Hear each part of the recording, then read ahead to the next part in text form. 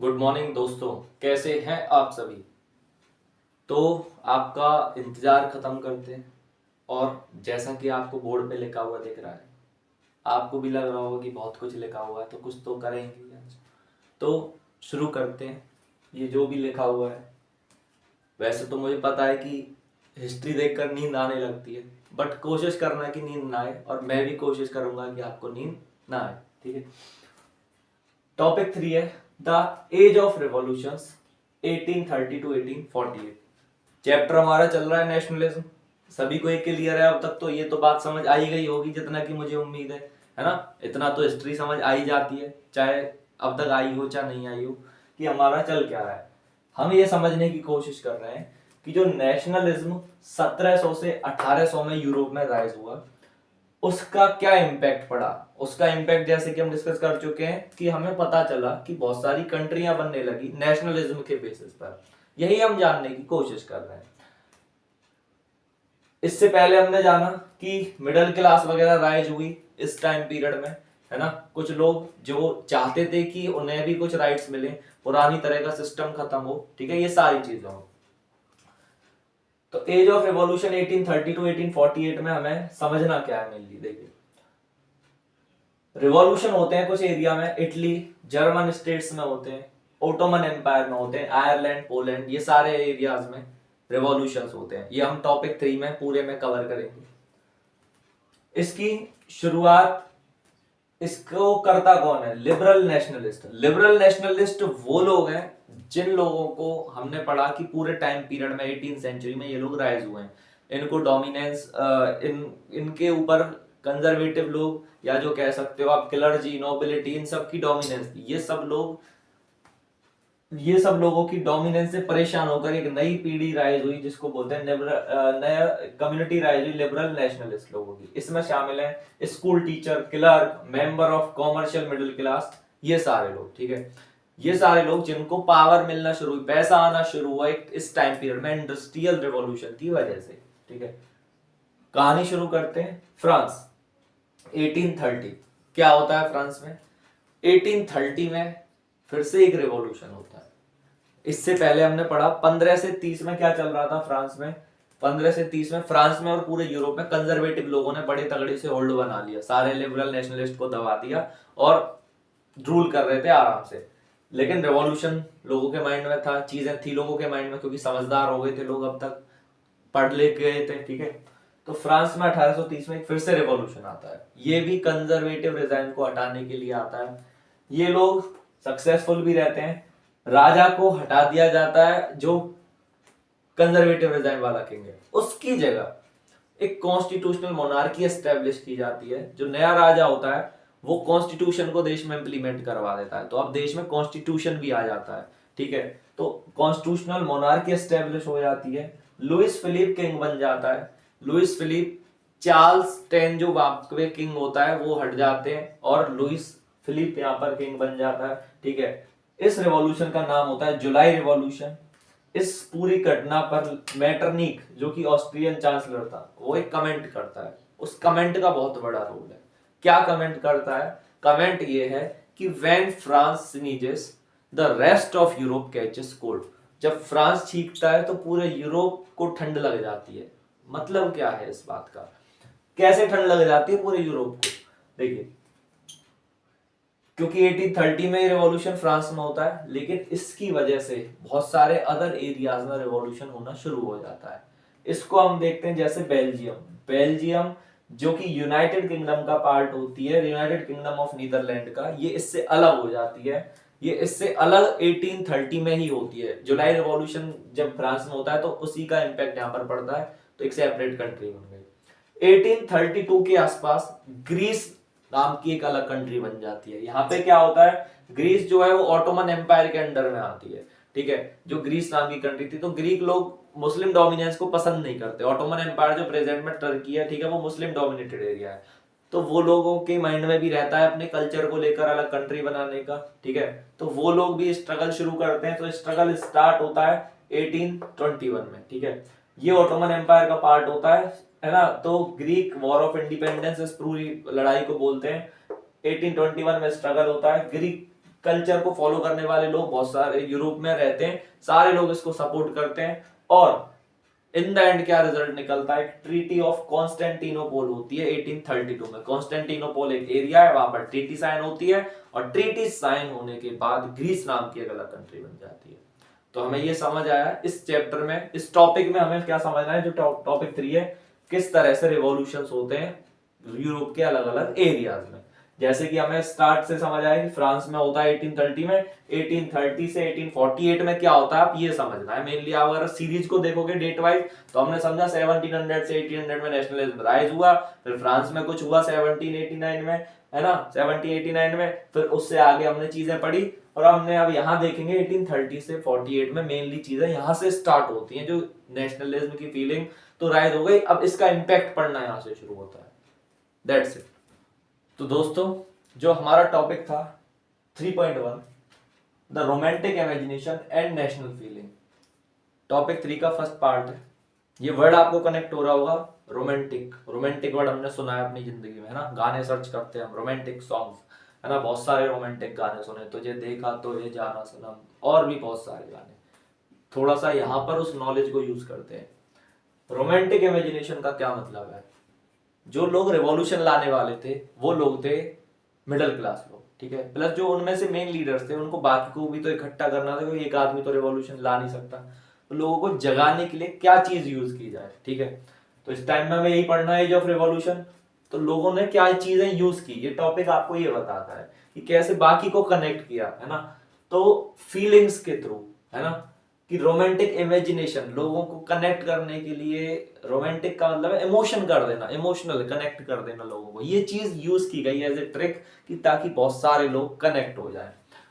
इसको आप देखोगे कि कल्चर से ज्यादा यूज किया गया, कल्चर को, कि आपका culture, art, poetry, stories, music, ये सारी चीजें फैलाई गई ताकि लोग कनेक्ट हो। गाने नहीं सुनते हम, जैसे हमारी कंट्री में धरती, ये धरती माँ है, या ये सारे जो जिस तरह के सॉन्ग है ना, ये सारी चीजें, ये मेरे देश की धरती सोना उगले, है ना, तो ये सारे गाने जो हमारे देश में हमने यूज किए, इस तरह के सॉन्ग कुछ वहां पे यूज किए गए ताकि लोग कनेक्ट हो और लोग आगे बढ़े, सभी मिलकर अपने कल्चर को प्रमोट करने के लिए, हम कहते हैं अपना एक अलग कंट्री बनाने के लिए आगे बढ़े।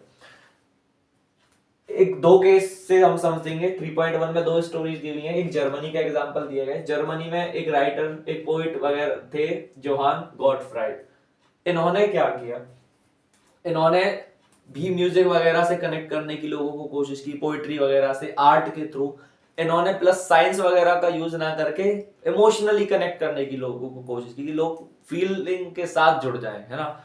तो उन्होंने कुछ 1-2 टर्म दी हुई हैं जो यूज, जैसे दास वॉल्क एक टर्म लिखी हुई है जिसका मतलब है कॉमन पीपल को कनेक्ट करना है। और कॉमन पीपल को कनेक्ट कैसे करना है, हमें कॉमन पीपल को कैसे कनेक्ट करना, उनकी फीलिंग्स के थ्रू, सॉन्ग, स्टोरीज, इन सब के थ्रू।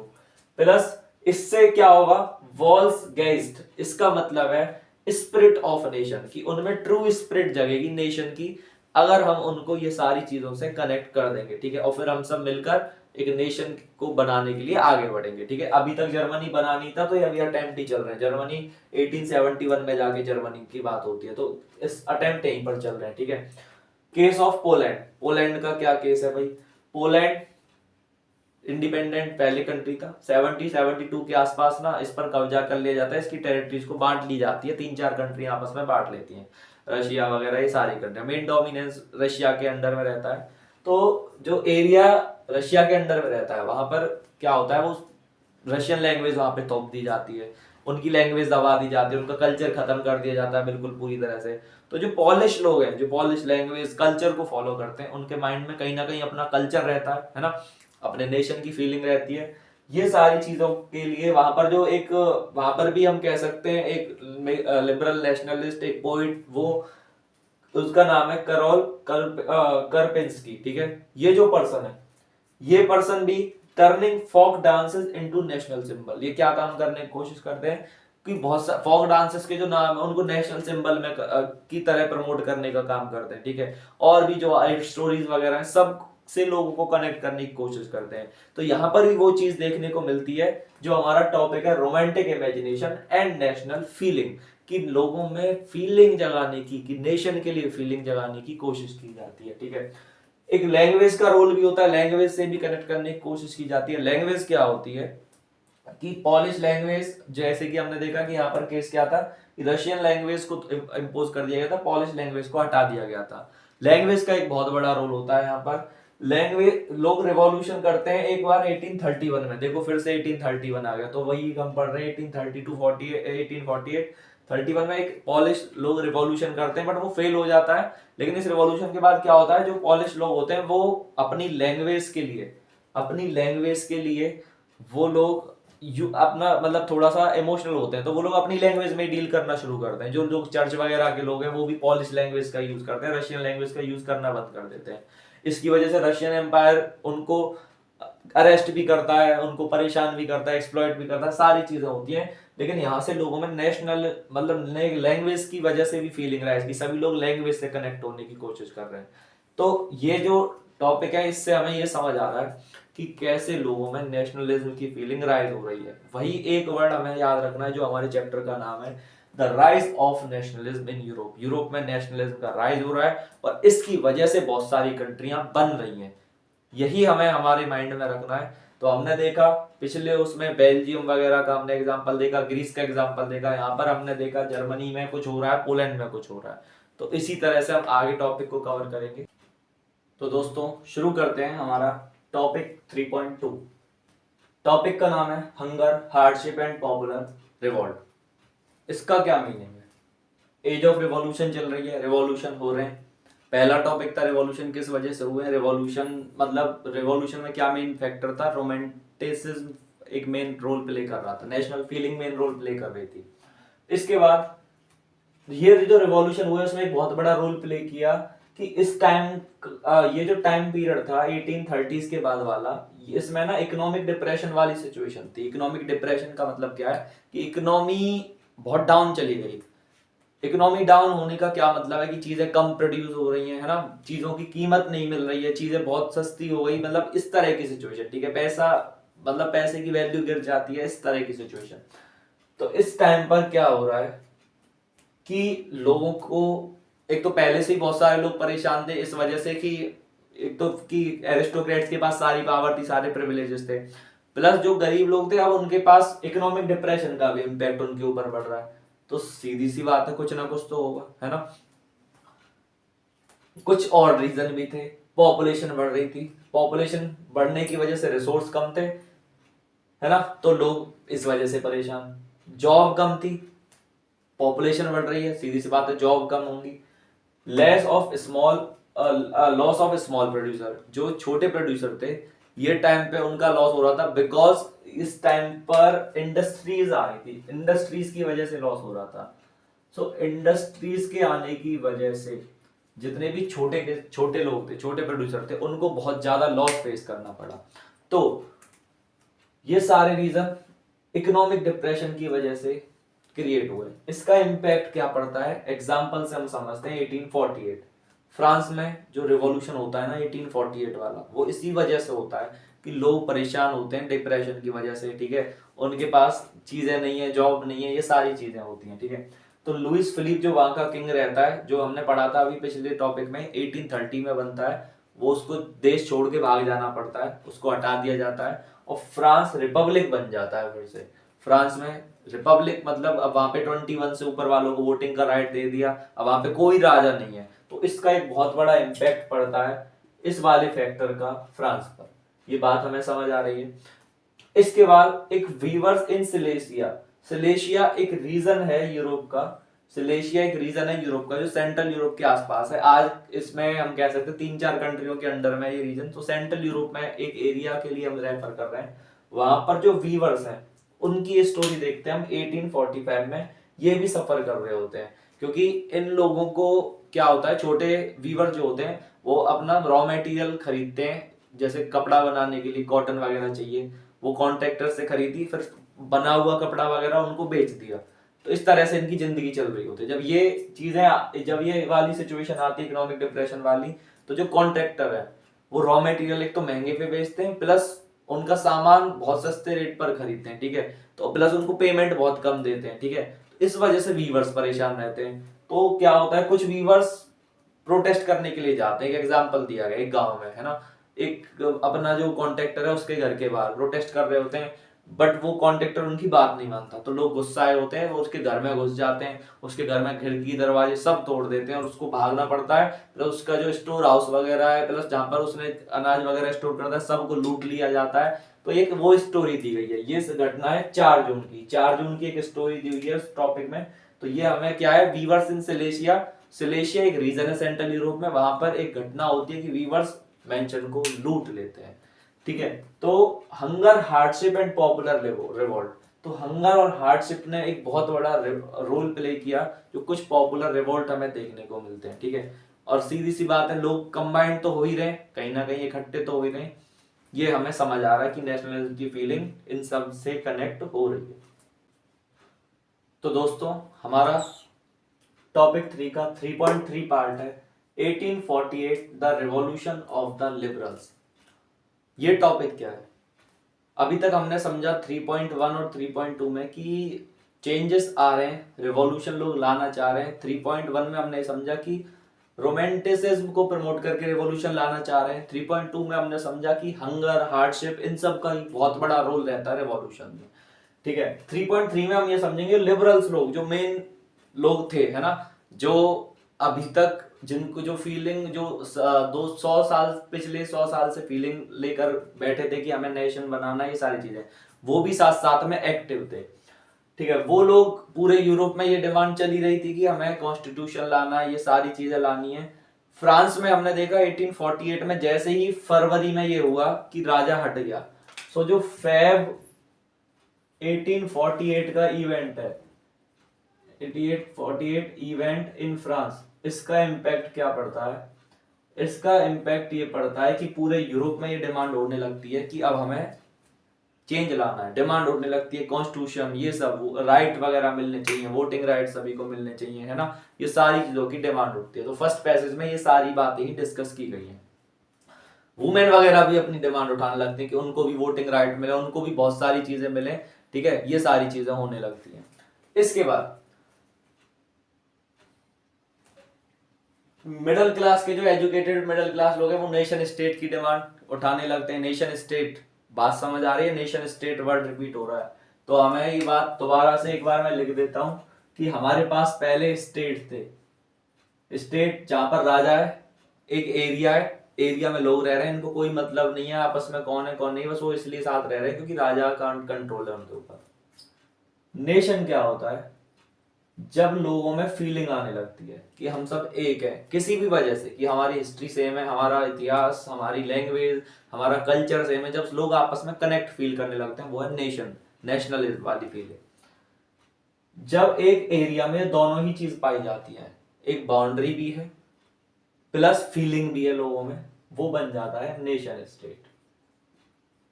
नेशन केवल फीलिंग है, चाहे एरिया में लोग अलग अलग भी रह रहे हैं लेकिन आपस में फीलिंग है, तो वो नेशन है। नेशन का एरिया से कोई लेना देना नहीं है। तो यहाँ पर नेशन स्टेट बनाने की डिमांड उठने लगती है एजुकेटेड मिडिल क्लास से। ठीक है, इसके लिए एक एग्जांपल दिया गया है जर्मनी का। जर्मनी का 1848 में एक रिवॉल्यूशन आता है, जैसे फ्रांस में आया ऐसे ही जर्मनी में भी आता है, हालांकि यहाँ पर वो सक्सेसफुल नहीं रहता। जर्मनी में क्या होता है, एक फ्रैंकफर्ट सिटी होती है, वहां पर लोग फ्रैंकफर्ट पार्लियामेंट बना देते हैं, लोग मिलकर असेंबली इलेक्ट कर देते हैं। ठीक है, जिसको जर्मन नेशनल असेंबली बोला जाता है।